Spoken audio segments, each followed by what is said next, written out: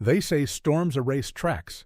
Ethan Cole had learned the opposite. Storms didn't erase anything, they revealed what didn't belong. That night, the Rockies were a mouth of white teeth. The wind came in hard sideways sheets, hammering the road with snow so dense it turned headlights into ghosts. The radio crackled with overlapping voices. Dispatch, state troopers, county deputies, each one a little sharper, a little more frayed, as the weather turned the interstate into a long, blind hallway. Multiple vehicle collision, I-70 westbound near the cutoff. Possible hazardous materials. Units responding. Ethan kept both hands on the wheel, his grip relaxed but absolute. Calm lived in his shoulders like a habit, not a mood. The cruiser's wipers fought a losing battle, clicking with mechanical patience as the windshield blurred, cleared, blurred again. In the passenger seat, Deputy Lucas Reed tried to make himself useful by doing what rookies always did in chaos: narrate it like it was going to make sense if he talked enough. Okay, so they're saying a pileup, but also hazmat? That's a new one. Lucas sucked in a breath and glanced at Ethan. This isn't... You think it's one of those tanker jackknives? Ethan didn't answer immediately. His eyes stayed on the road, on the snow-lashed lines, on the faint taillights ahead, on the way the wind pushed in pulses like something alive. Behind the divider, in the back seat, K9 Shadow shifted. You could always hear Shadow when he moved, not because he was loud, because the dog carried a kind of intention that filled space. A soft scrape of claw against rubber mat. A controlled exhale. The low, subtle whine he never gave unless his instincts were picking up something his eyes couldn't yet confirm. Ethan glanced in the rearview mirror. Shadow's amber gaze met his for half a second, ears forward, mouth closed. The dog's posture wasn't fear, it was work. Ethan felt that familiar, almost sacred sensation in his chest, like stepping into a room where the air had shifted and only you noticed. Shadow didn't panic. Shadow reported. Yeah, Ethan murmured finally, not to Lucas, but to the dog. I feel it too. Lucas blinked. You feel what? Ethan didn't explain. Explaining to people who didn't have Shadow's nose was like describing color to someone who'd never had eyes. He just slowed the cruiser, letting the tires find purchase on a slick patch that tried to pull them sideways. Ahead, the road bent and the storm opened just enough for the scene to bloom into view. A string of vehicles angled and broken like discarded toys, a semi jackknifed across 2 lanes. At least 3 sedans spun into the guardrail, emergency lights strobing red and blue and white, their beams swallowed and scattered by the snow. And then, further down, half hidden by the wreckage and the whiteout, something darker. A van, not civilian, not commercial. Unmarked, federal-looking in its clean, anonymous shape. The side door hung open. Ethan's stomach tightened. Lucas leaned forward. That's not... No, Ethan said quietly. It's not. They pulled up behind a line of trooper vehicles. As Ethan stepped out, the cold slammed into him like a fist. It wasn't just low temperature. It was the kind of cold that made metal brittle and lungs ache. Snow stuck to his lashes. His breath came out in thick, pale clouds. The world was noise and flashing lights and shouted commands. Move back! Back! Fire's trying to get through. Watch the fuel. EMS, we need stretchers, now! Ethan walked with purpose, scanning. Not the wrecks, not the blood, not the trapped drivers screaming from a crushed door. He scanned patterns, crashed geometry, tire marks. The way the semi sat at an angle too clean, too convenient, like it had been placed instead of thrown. The way one sedan's airbags had deployed, but the hood wasn't crushed enough to justify the impact. And the federal van. The open door was wrong. Vehicles and pileups didn't open their doors neatly. Doors jammed or warped. They didn't gape like invitations. Ethan crouched near the van's rear tire, ignoring the sting of ice on his cheek. Snow was piling fast, a hungry blanket, but he could still see where the slush had been disturbed. Tracks? Not the skidding chaos of a vehicle losing control, not the frantic marks of someone stumbling away. These were intentional. A straight line of boot prints leading away from the van into the white dark. Lucas came up beside him, breath ragged. Ethan, there's talk this van was transporting evidence, some kind of federal transfer. They're saying it got caught in the pileup and... And what? Ethan asked. Lucas hesitated, and Ethan heard the shift in his voice. "They can't find the driver." Ethan stood slowly, his joints protesting in the cold. He stared down the line of prints until they disappeared into the storm's moving veil. Storms erase tracks, people said. Not this one. This storm was preserving them, holding them in place long enough for the right eyes to see. Shadow barked once from inside the cruiser, sharp and controlled, like a knock on a door. Ethan turned. "Bring him out," he told Lucas. Lucas nodded with a nervous swallow. "Right, yeah, okay." When Shadow emerged, the dog's paws hit the snow, and he froze for a half-beat, nostrils flaring. His entire body shifted into an alert stance, head low, ears forward, tail steady. He wasn't looking at the wrecks. He was scenting the air like it was a book he could read faster than any human. Ethan unclipped the harness, spoke in a low tone that cut through the chaos. "Track." Shadow moved, not frantic, not wandering, straight toward the open van door.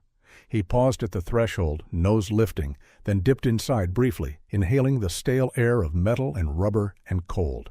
He backed out with a soft huff, then turned his head toward the boot prints. A low whine, a glance back at Ethan. This is it. Ethan followed. Lucas trailed behind, stepping carefully. "We're doing this now? In this—" "Yeah," Ethan said. "Now." They moved away from the wreckage, away from the lights, into the place where the storm swallowed sound.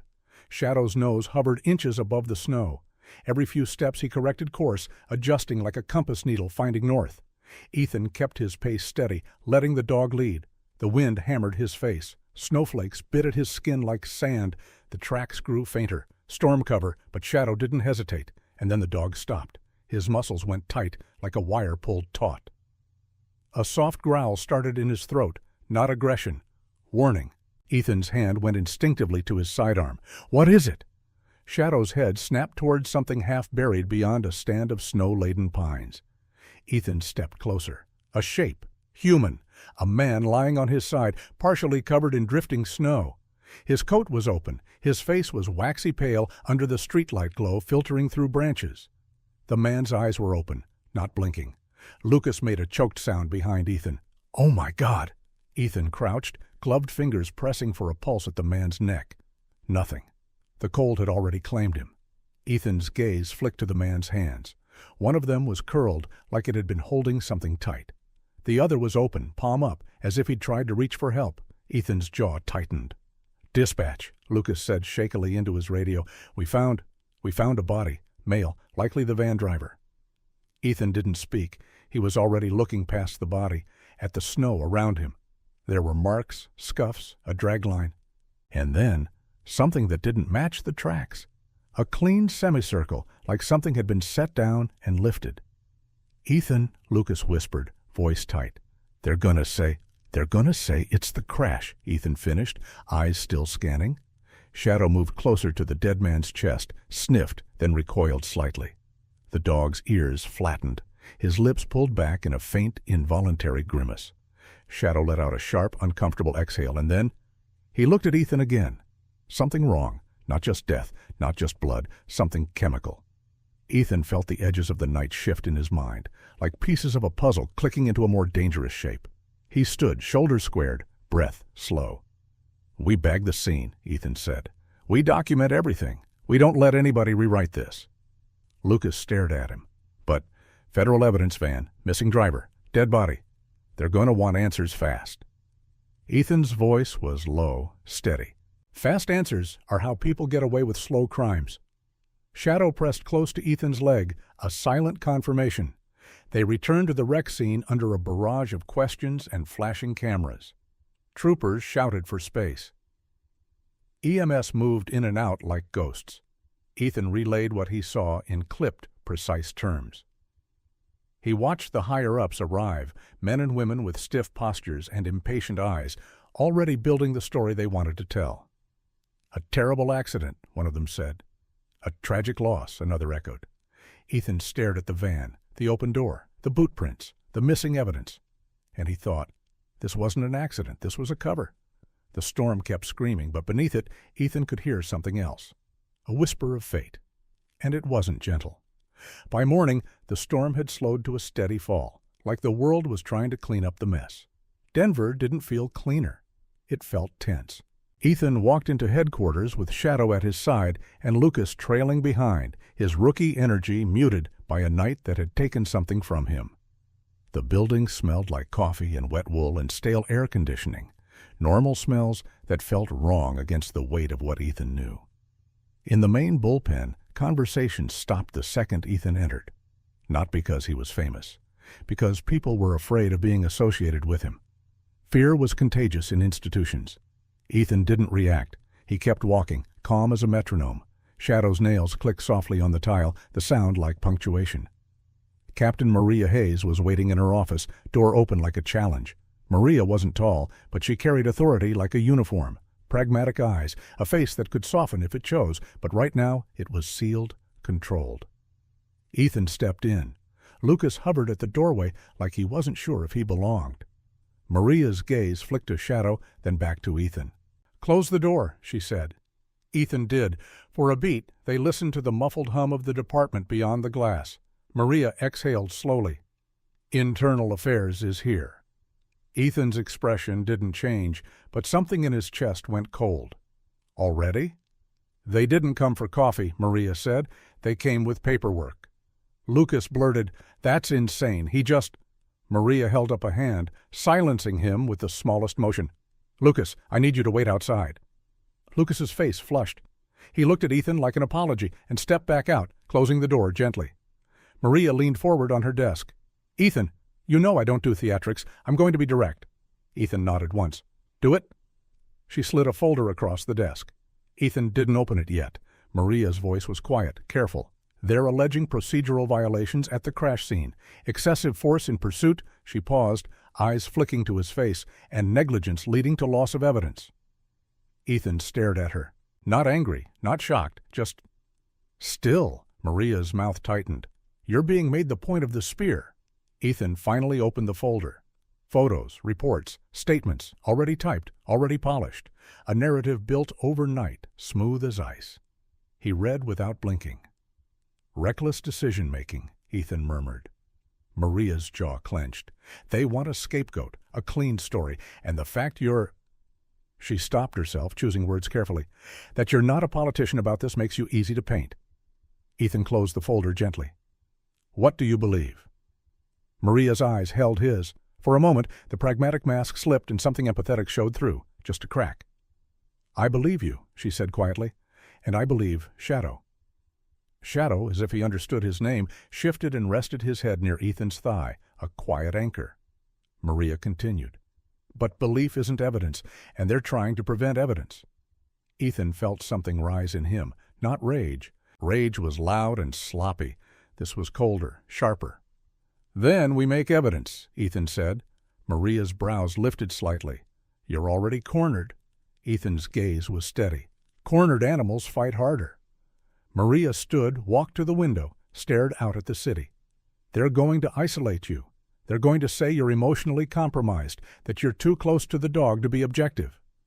Ethan's mouth twitched, not a smile. "Shadow is the most objective partner I've ever had." Maria's face softened for half a second. "I know," she turned back. "Listen, don't do anything off-book. Don't go rogue. Don't give them ammunition." Ethan nodded. "I won't." Maria's voice dropped. "Because if you do, they win." Ethan's eyes stayed on hers. "And if I don't, they still might." Maria didn't argue, because it was true. The next 48 hours turned into a slow suffocation. Ethan requested retesting of the van interior for accelerants. Denied. No probable cause. He requested a full chain of custody audit. Denied. Classified transfer handled by contracted logistics. He asked for traffic cam pulls from the interchange. Unavailable due to storm interference. Every door he approached closed with a polite smile. Every denial sounded reasonable on paper. And that was how corruption lived, behind the mask of procedure. Shadow became restless, not wild, not misbehaving, just awake in a way that made Ethan's skin tighten. In the K9 unit space, when Ethan laid out gear to check it, harness, lead, scent kit, Shadow's attention snapped to one item, a sealed container issued by the evidence transport liaison. A metal canister with a federal sticker. It should have been nothing, but Shadow sniffed it once and pulled back, ears flattening. A low, displeased rumble in his throat. Ethan watched. "You smell it?" Shadow's eyes flicked up, then back to the canister. Yes. Ethan didn't touch it. Not yet. He didn't have official authority anymore, not really, not with IA breathing down his neck. But he photographed it, logged its presence, noted the issuance time. Lucas entered, holding 2 coffees like a peace offering. He looked exhausted, his usual grin replaced by a tight line. "I got you one," Lucas said quietly, offering Ethan a cup. Ethan took it. "Thanks." Lucas's gaze dropped to Shadow, then to the canister. "He's been doing that all day?" Ethan nodded. Lucas blew out a breath. "Everyone's acting like you're already guilty." Ethan didn't drink the coffee. He held it for warmth. "That's how it works. The moment the story is written, people defend it like it's their own skin." Lucas swallowed. "Captain Hayes, she's trying, right?" "She is," Ethan said. Lucas's voice cracked with frustration. "Then why does it feel like we're losing?" Ethan looked at him. Really looked. Rookie, energetic, competent, but still new enough to think the system corrected itself automatically. Ethan's voice was calm. "Because you think justice is a setting. It isn't. It's a fight." Lucas stared at him like the words hit somewhere deep. Shadow let out a soft huff, then moved away from the canister and positioned himself closer to Ethan, leaning his weight into Ethan's leg for a second. Silent communication. Ethan breathed out slowly. Then his phone buzzed. A message from Captain Hayes. "IA hearing. Tonight, 1900. Don't be late. Bring Shadow." Ethan's eyes narrowed. Lucas read the tension on his face. "What? What is it?" Ethan held up the screen. Lucas's mouth fell open. "They're bringing Shadow into IA?" Ethan's jaw tightened. "They're not bringing Shadow. They're bringing me." Lucas's hands clenched around his coffee. That's a setup." Ethan's voice was flat. "Most hearings are."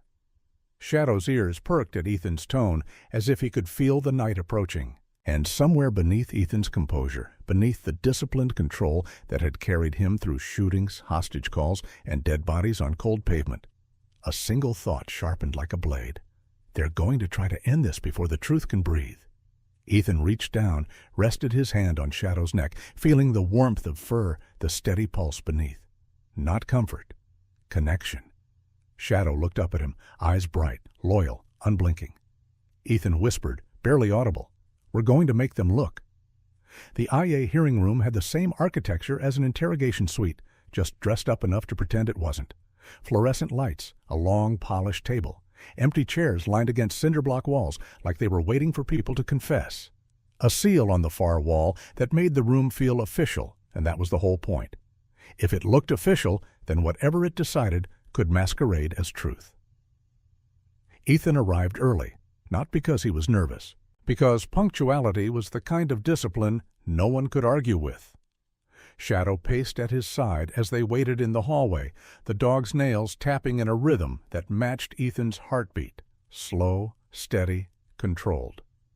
The corridor smelled like wet coats and cheap disinfectant, but underneath it, faint, almost invisible, was the metallic tang of anxiety. Lucas stood a few paces away, hands in his pockets, shoulders tight. The kid tried to look casual and failed. "You sure you want me here?" Lucas asked. Ethan's eyes stayed on the closed door. "Captain Hayes told you to observe. That means she wants someone in the room who isn't invested in the story they're selling." Lucas swallowed. "I'm invested." Ethan finally looked at him. "You're invested in the truth. That's different." Lucas nodded, but his throat bobbed with nerves.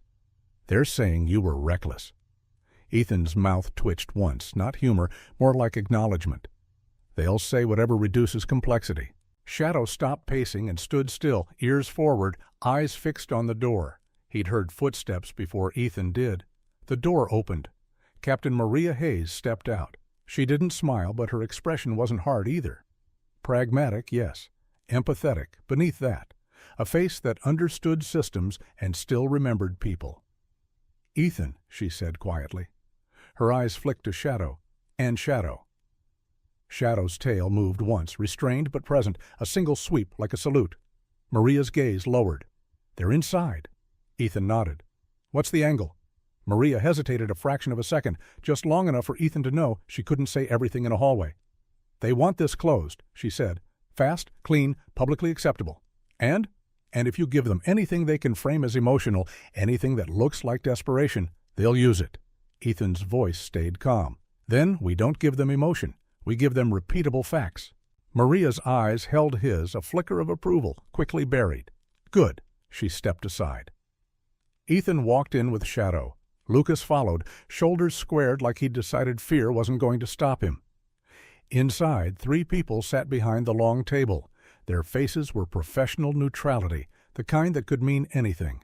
Papers were stacked, tablets, a recorder blinking red like a small, hungry eye. One of them, a man with a crisp suit and a too-smooth smile, gestured toward the chair opposite. "Officer Cole," he said, voice polished. "Please, sit." Ethan sat. Shadow remained standing at Ethan's left, perfectly still, as if he understood the room's rules better than the humans did.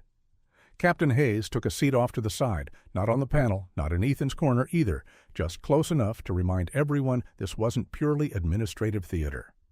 Maria belonged to the institution, but she wasn't owned by it. The suit smiled again. "We appreciate your cooperation." Ethan met his eyes. "I'm here." The man's smile tightened. "We're investigating irregularities from the I-70 incident, specifically your deviation from established protocol, your pursuit decisions, and the subsequent loss of federal evidence." Ethan didn't react.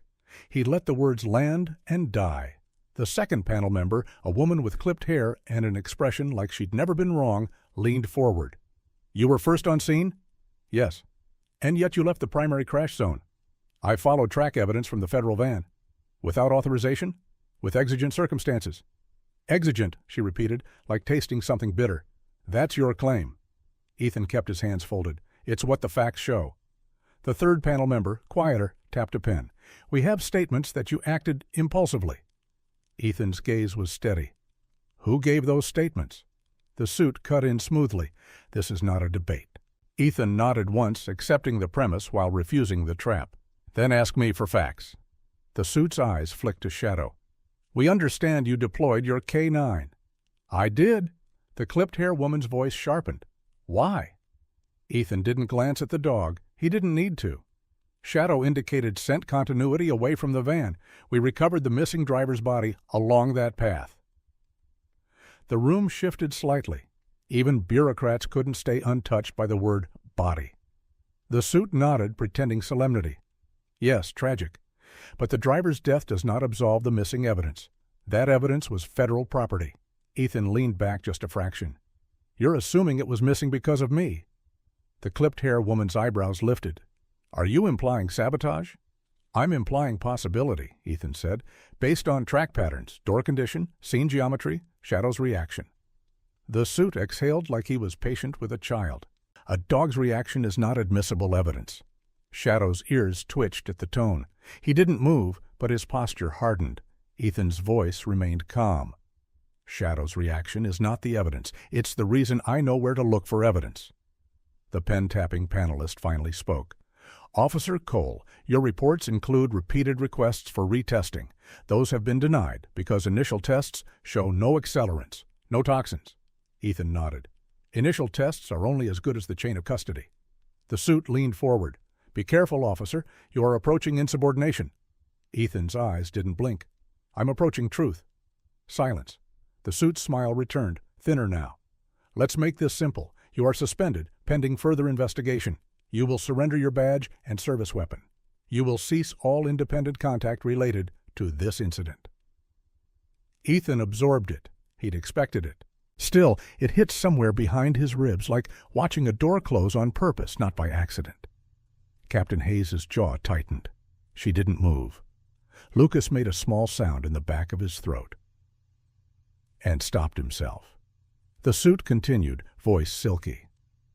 "There is also an option available, Officer Cole, an administrative resolution, a plea to procedural misconduct, minimal penalties, quiet, no criminal prosecution. You keep your pension track. The department moves forward."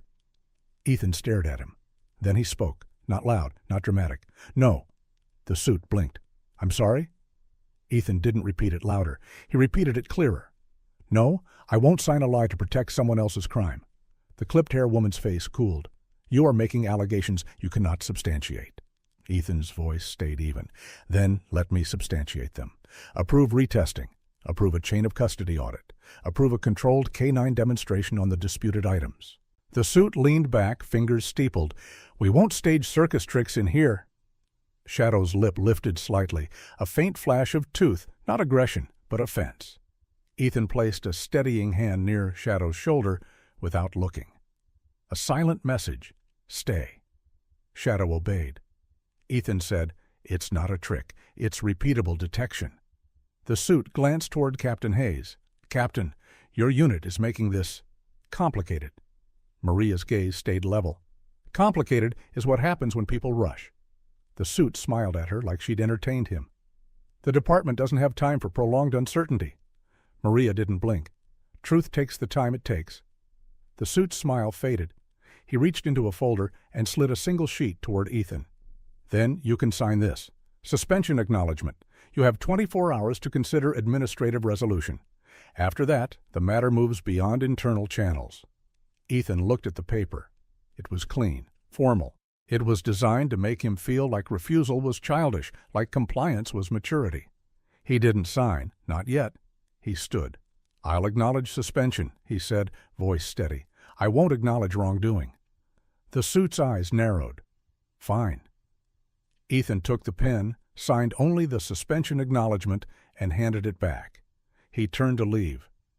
Shadow moved with him, silent, loyal, a shadow at his heel. As Ethan reached the door, the suit called after him. One more thing. Your K-9 is not authorized to remain with you while you're under suspension. Shadow will be held in unit custody until this matter is resolved. Ethan stopped. The room went colder than the storm outside. Ethan turned slowly. Shadow is not evidence. The suit shrugged. Shadow is a department asset. Maria's voice sharpened. Absolutely not. The suit's tone stayed pleasant. Captain, you're not on this panel. Maria stood anyway. And yet I'm still responsible for the integrity of my unit. Ethan didn't move, but his hand curled slightly. Shadow pressed closer to him, sensing the shift. The dog's breathing deepened, controlled but heavier. Ethan looked at the suit. If you take my partner, you're telling me the outcome is already decided. The suit's smile returned. We're telling you to comply. Ethan held his gaze for a long beat. Then he nodded once. Then you'll have to do it publicly, Ethan said quietly. On record, in a controlled room, because I won't hand him over like luggage. The suit paused, the smallest flicker of irritation. We can arrange controlled transfer. Ethan's voice didn't change. Good. He left. Lucas followed, face pale. Ethan, this is insane. They're taking Shadow like he's a gun. Ethan's jaw flexed.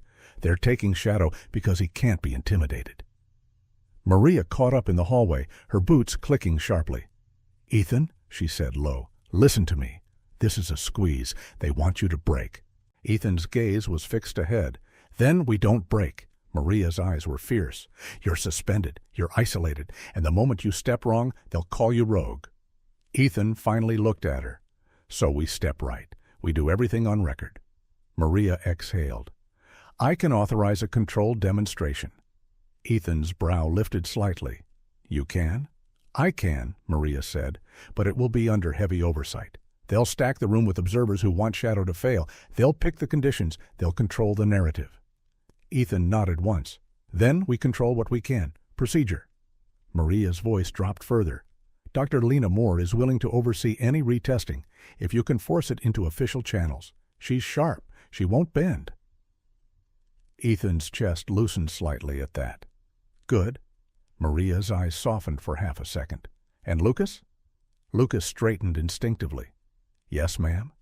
You're going to do exactly what I tell you, Maria said. No heroics. No freelancing. Lucas nodded quickly. Yes, ma'am. Maria looked back to Ethan. You have one chance to flip this. Make them see the pattern in a way they can't ignore. Ethan's voice was calm, but there was iron underneath. That's what Shadow does. Shadow looked up as if hearing his name, amber eyes steady, ears forward. Maria stepped back, gaze hardening into command. You go home. You wait for my call. You do not contact anyone. You do not touch evidence. You do not try to solve this alone. Ethan nodded once. Understood. Maria hesitated. Ethan, don't mistake my caution for doubt. Ethan met her eyes. I don't. He walked away. And for the first time since the storm, Ethan felt something close to fear, not for himself, for Shadow, because in a world of politics and paper, the dog was the one thing that couldn't be explained away, which meant the system would try to contain him. Home didn't feel like home.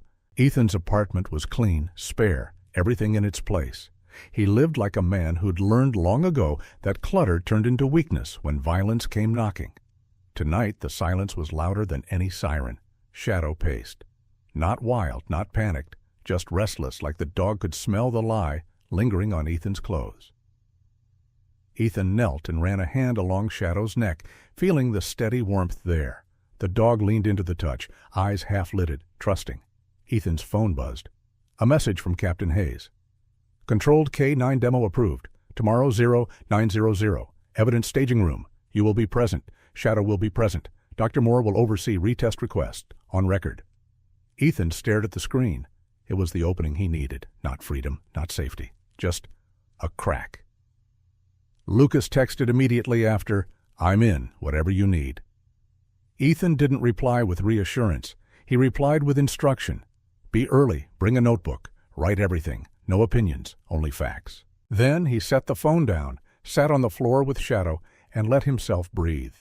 He didn't sleep much. He didn't allow his mind to spiral into worst-case fantasies. That was a luxury for people who had someone else to handle their crises. Ethan built a checklist instead. Conditions, procedure, repeatability. He spoke softly to Shadow as if the dog were a colleague who could understand policy. "Tomorrow," Ethan murmured, fingers scratching behind Shadow's ear. "You do what you do. You don't get angry. You don't get distracted. You tell me what's true." Shadow's tail thumped once, slow, steady. In Ethan's chest, something tightened. Not doubt, resolve, because the system had offered him a plea deal like it was mercy. But mercy wasn't what Ethan wanted. He wanted the truth to stand up under fluorescent lights and survive. The evidence staging room was colder than the IA suite, but in a different way. Not the physical cold of Denver winter, though that was present too.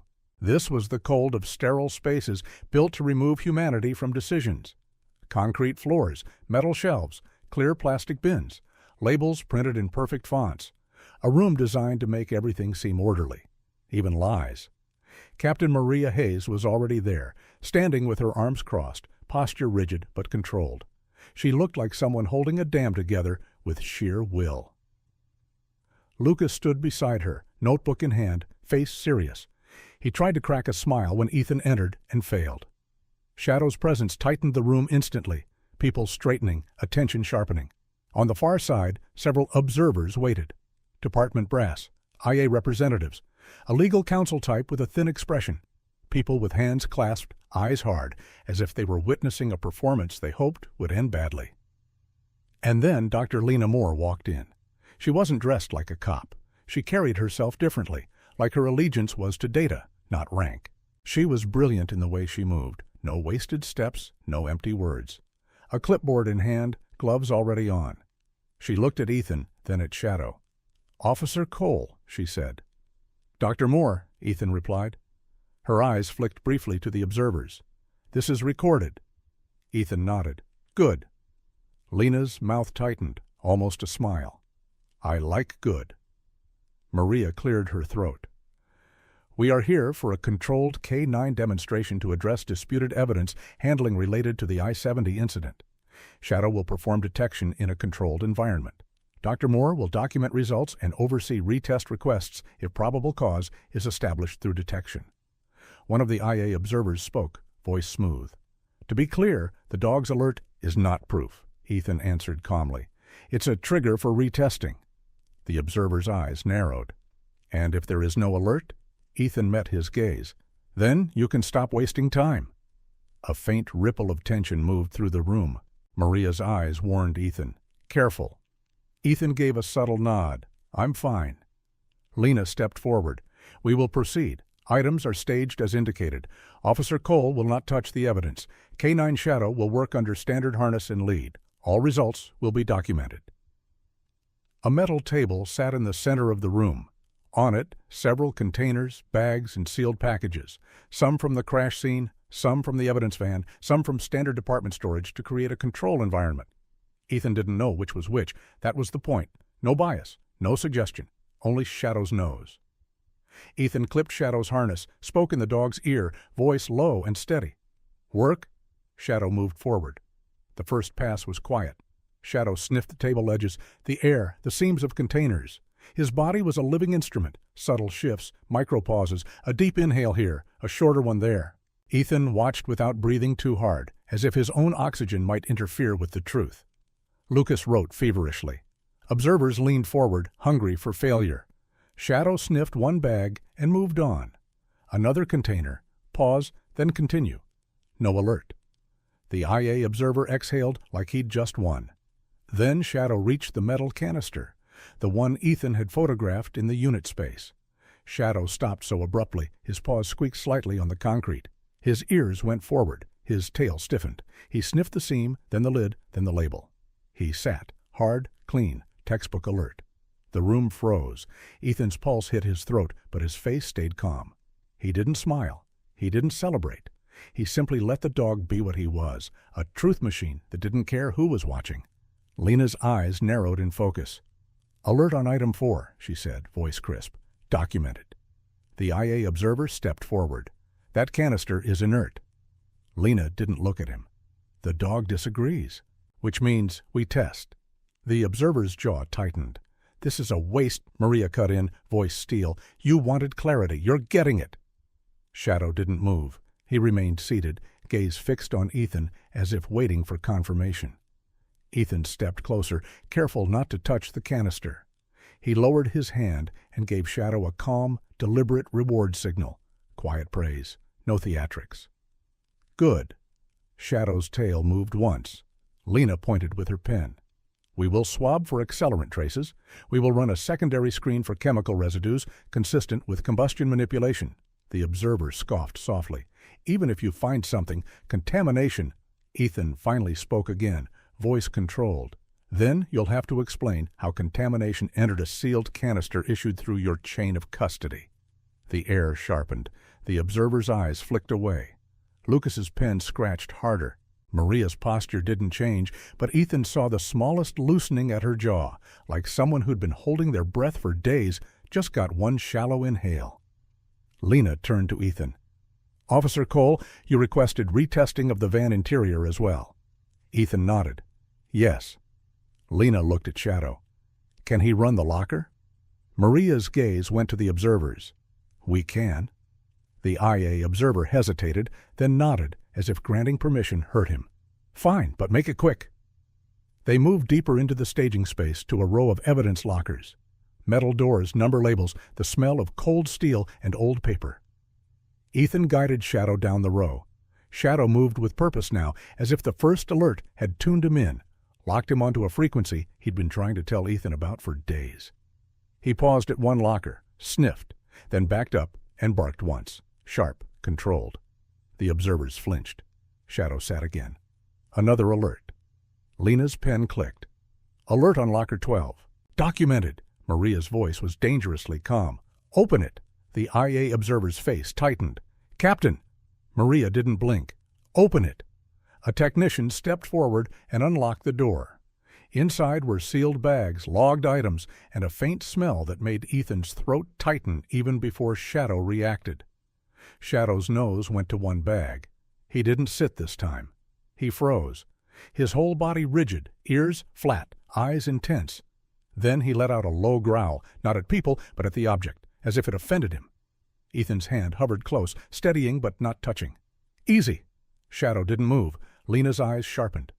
"That's not a standard alert," she murmured. Ethan's voice was low. "He's not alerting to what's supposed to be there."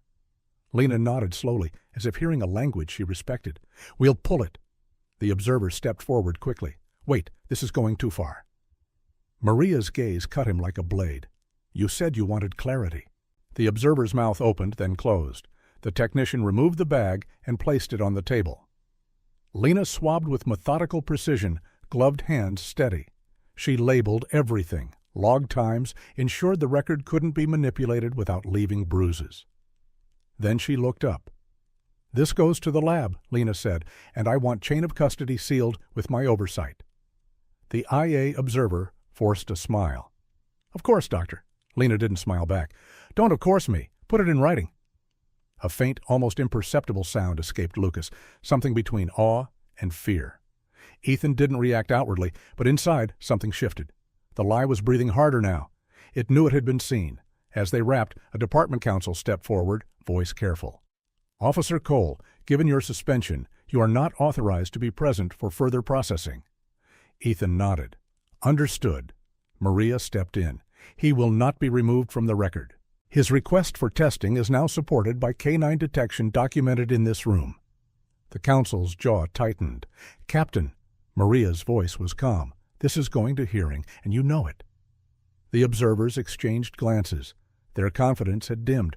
Not gone, systems didn't surrender that easily, but shaken.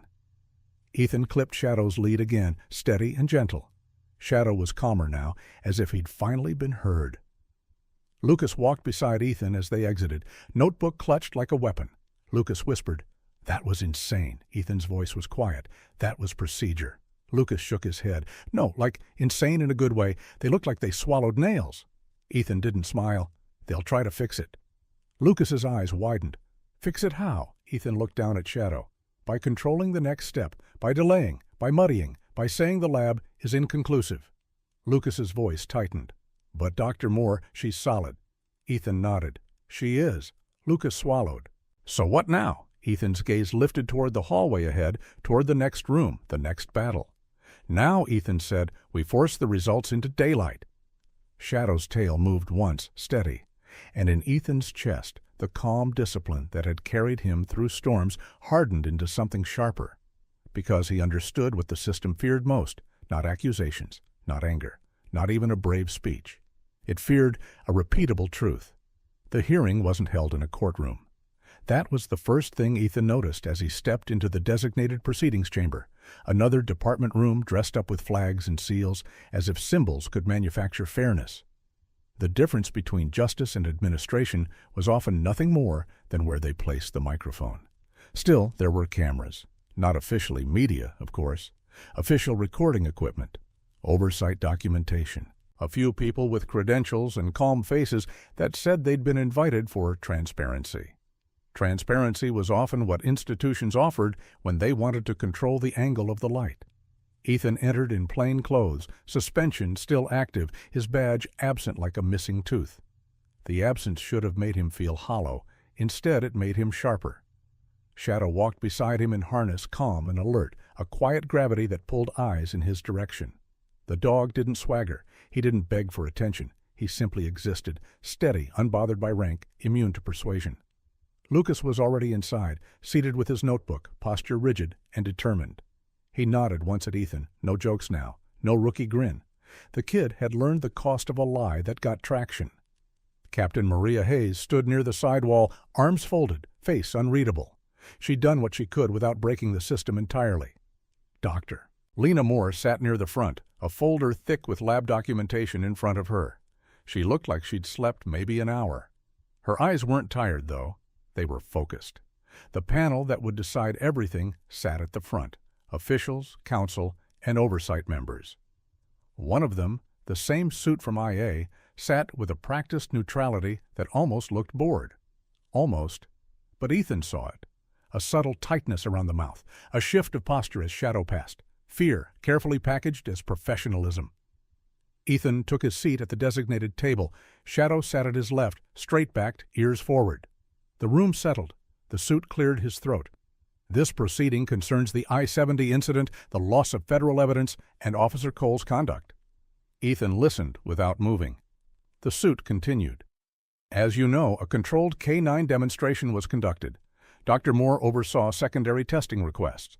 Dr. Moore, you may present your findings." Lena stood. She didn't look at Ethan first. She didn't look at the panel first. She looked at the room as a whole, as if she were addressing the concept of truth itself.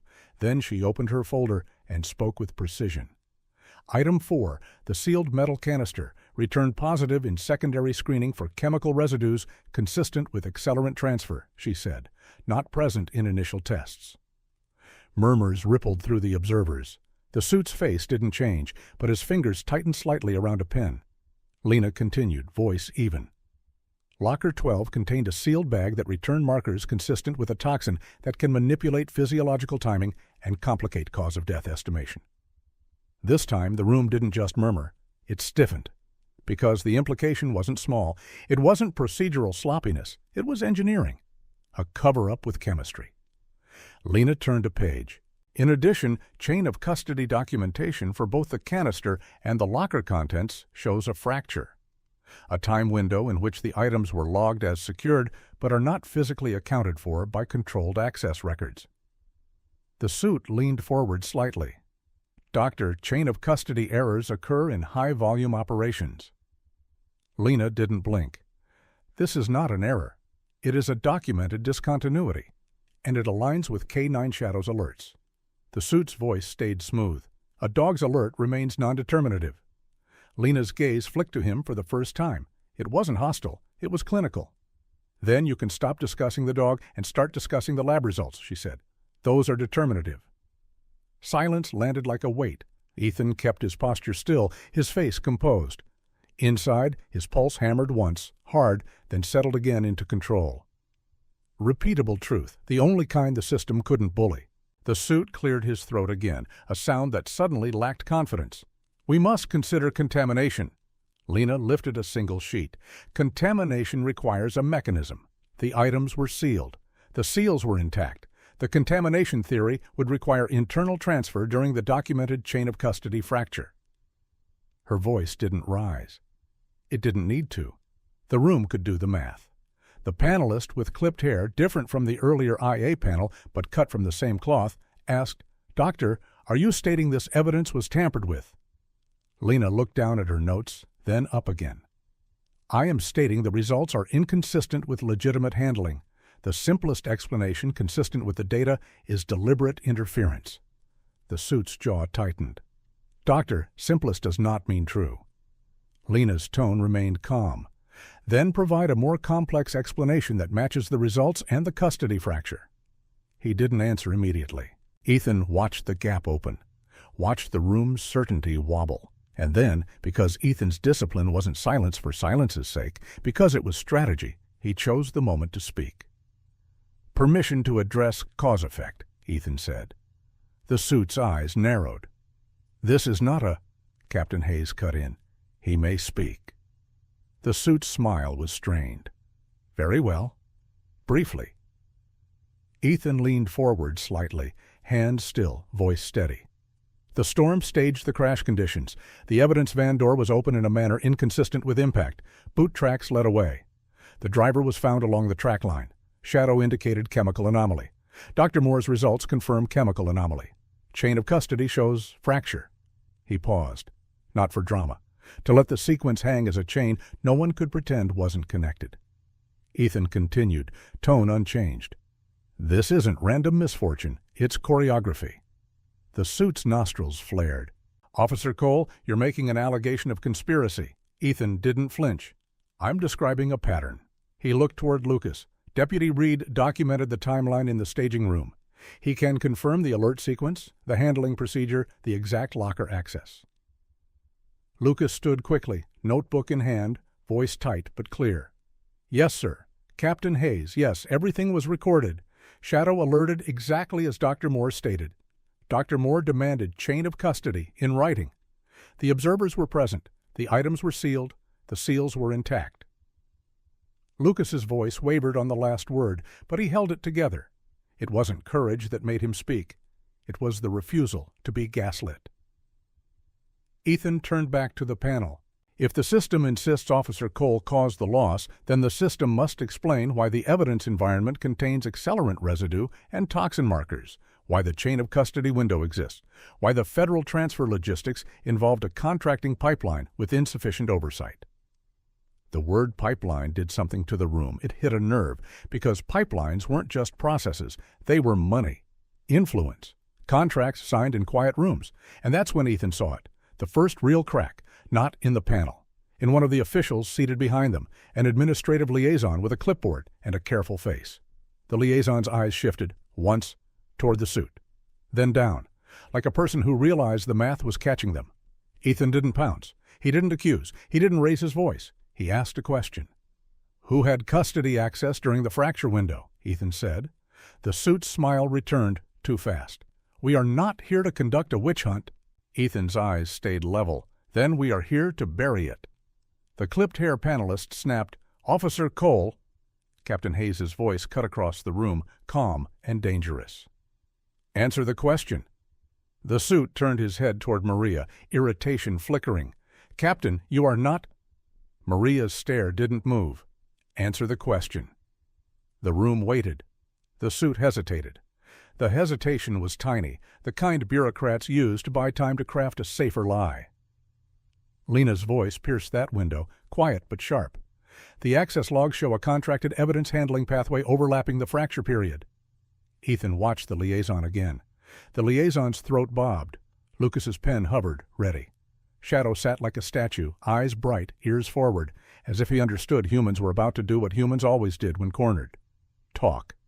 The liaison raised a hand slightly. Their voice caught. They cleared their throat.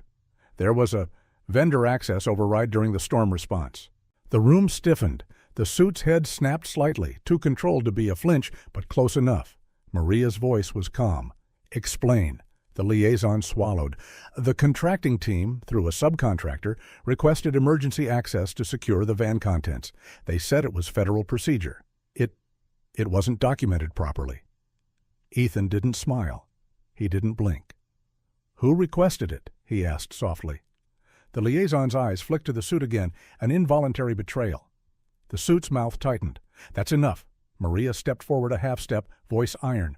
"No, it isn't." Lena's tone remained clinical. "If emergency vendor access occurred, then the custody fracture is not hypothetical. It is explained." The liaison's shoulders sagged as if the weight of the lie had finally exceeded the weight of obedience.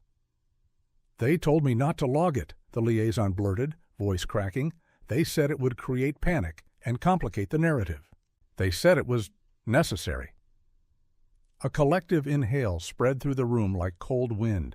Ethan felt something in his chest tighten, then loosen. Not triumph, relief. Because the truth wasn't a miracle, it was a domino line. You pushed one with enough evidence, and the rest fell under their own weight. The suit stood abruptly. "This proceeding is being derailed." Maria's voice rose, not loud but commanding. "Sit down." He didn't. Maria continued, eyes locked. "You don't get to stop the truth because it's inconvenient." The suit looked around as if seeking allies. Some eyes avoided his. Some stared, stunned. Some began doing the math of self-preservation. Ethan spoke again, low. "The storm didn't take the evidence. Someone did." The liaison's voice was barely audible now. "They said the crash was the cover, that the van was just a delivery." Lena's eyes narrowed. "A delivery of what?" The liaison's face crumpled. "I don't know. I only handled access requests. But," they swallowed, "there were missing inventory numbers, stuff that never got logged." Ethan held the thread gently, like pulling a wire from a bomb. "Where does the contracting pipeline lead?" he asked. The liaison shut their eyes for a second, then opened them. "To a private logistics partner. Multiple, they rotate. It's a network." And just like that, the phrase the competitor's story never had, the lever that made this story its own, rose into the room like a flare. A contracting pipeline. A system inside the system. A place where theft could hide in paperwork. Maria's voice was quiet. "We're done here. This is now criminal." The suit's face hardened. "Captain, you're overstepping." Maria didn't look at him. She looked at the panel. "You have lab results indicating tampering. You have chain of custody discontinuity. You have an admission of undocumented access. You continue this internally, and you become part of it." The panel members exchanged glances, suddenly aware the building had shifted beneath them. One of them, quiet, pen-tapping, spoke at last. "This proceeding is suspended. This matter will be referred to outside investigation." The suit's mouth opened, then shut. For the first time, he looked like a man who couldn't talk his way out. Ethan remained seated, still calm.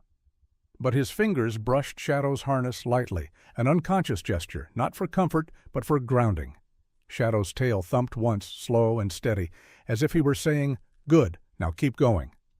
The next part happened fast, the way consequences always did once the truth cleared its throat. Not all at once, not with fireworks, with paperwork that suddenly mattered. with calls that suddenly got answered, with doors that suddenly opened because people realized they were being recorded, not just watched. Ethan stood in the corridor outside the chamber afterward, the fluorescent lighting harsh on his face. Lucas came out beside him, breathing like he'd run a mile. "That," Lucas whispered, "that actually worked." Ethan's voice was quiet. It started working the moment Shadow sat.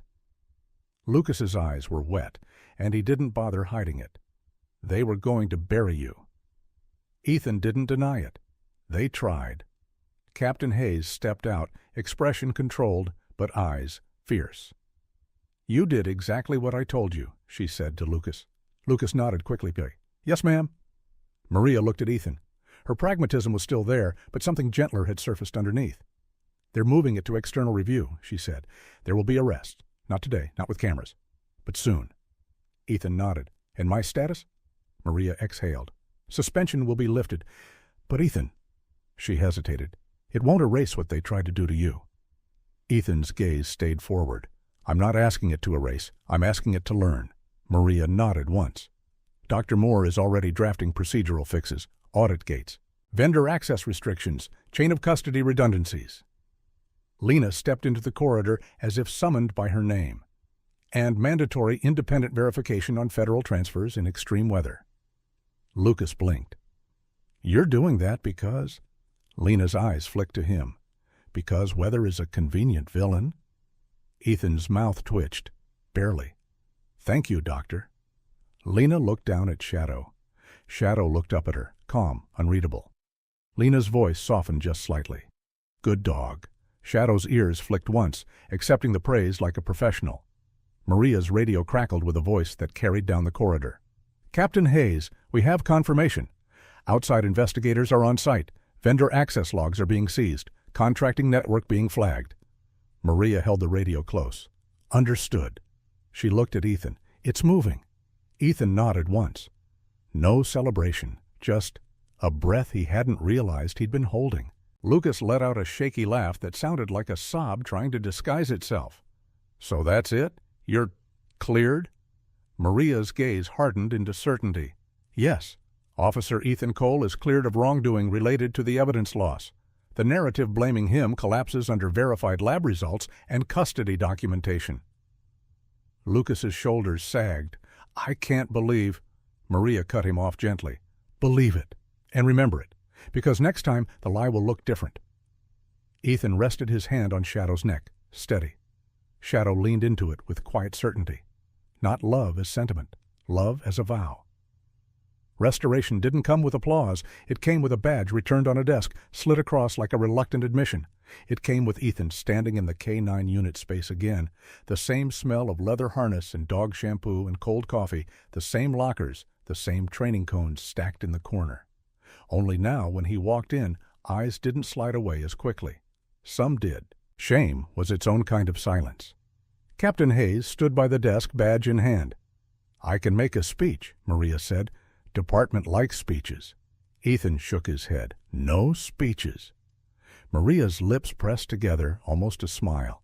"Of course, you'd hate that." She slid the badge toward him. "You're back?" Ethan didn't reach for it immediately. He looked at it like it was heavier than metal. Then he picked it up and clipped it on. Not because it made him whole again, because it was a tool. Shadow sat at his side, eyes fixed on Ethan's face, reading him like he always did. Ethan crouched and adjusted Shadow's harness straps, fingertips moving with practiced ease. "You did good," Ethan murmured. Shadow's tail wagged once, restrained, like a soldier acknowledging a commendation. Maria leaned against the desk. "Dr. Moore's changes are going into policy. Lucas is being assigned to your unit for a while." Lucas, who had been hovering near the doorway like he didn't want to intrude, snapped upright. "Wait, seriously?" Maria's eyes cut to him. "Seriously. You did your job. You documented. You didn't chase glory." Lucas's grin flashed for the first time in days. Then it faltered. I almost froze in there." Ethan looked at him. "You didn't." Lucas swallowed, eyes bright. "Because you didn't." Ethan's voice was even. "Because Shadow didn't." Shadow looked up at Lucas, head tilting slightly as if evaluating the rookie's emotional state. Lucas laughed once, shaky. Okay, yeah, I know. I'm not going to cry in front of the dog. That's humiliating. Shadow huffed softly, like he'd heard worse. Maria's gaze softened. Ethan, you said something in there that stuck with me. Ethan glanced up. What? Truth isn't a setting, Maria said. It's a fight. Ethan stood, shoulders squared, calm settling back into him like armor.